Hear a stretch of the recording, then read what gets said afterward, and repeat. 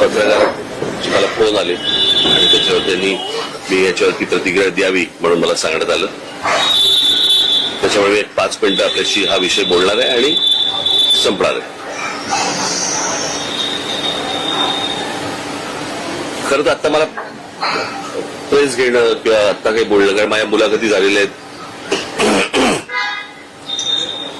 सभा झालेल्या आहेत, भाषणं झालेली आहेत, त्याच्यामधनं अनेक गोष्टी मी बोललेलो आहे.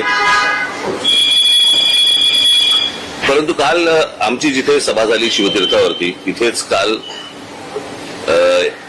देवेंद्र फडणवीस आणि एकनाथ शिंदे आणि बाकी सगळ्या मंडळींची एक सभा झाली आणि त्याच्यामध्ये देवेंद्र फडणवीस असं म्हणाले की राज ठाकरे जे गौतम अदानीबद्दल जे बोललेले आहेत, तर त्याच्यामध्ये मग त्यांनी टाटा, अंबानी आणि इतर सगळ्या उद्योगपतींचा पण विषय काढला आणि त्या उद्योगपतींचं देखील ग्रोथ झालेली आहे अशा प्रकारे त्यांनी गोष्ट सांगितली. मुळात मी माझ्या भाषणामध्ये पण मी ही गोष्ट सांगितली होती, हा विषय कुठच्या उद्योगपतीच्या विरोधातला किंवा उद्योग समूह किंवा उद्योग येऊ नयेत याच्या विरोधातला हा विषय नाहीये. विषय आहे की उद्या अंबानी असतील, टाटा असतील, इतर उद्योग समूह असतील, बिर्ला असतील, कोणी हिंदुजा असतील, अजून कोणी लोक असतील, त्यांना इथपर्यंत पोहोचायला साधारणपणे 50, 60, 100 वर्ष लागलेली आहेत. पण यांच्याही पलीकडे एक माणूस जातो आणि तो 10 वर्षातच फक्त मोठा होतो. माझा विषय तिकडे आहे.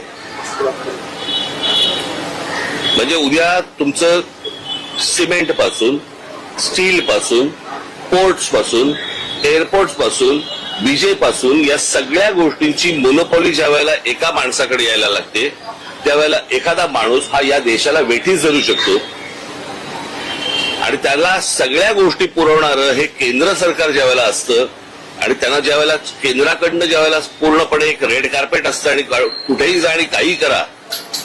माझा आक्षेप इकडे आहे.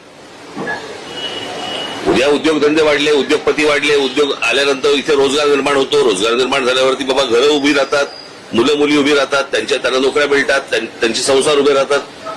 त्याच्यामुळे उद्योगाला विरोध आहे वगैरे हे असल्या मूर्खपणा माझा बोलण्यातनं नव्हता आणि नाही आणि येणारही नाही कधी.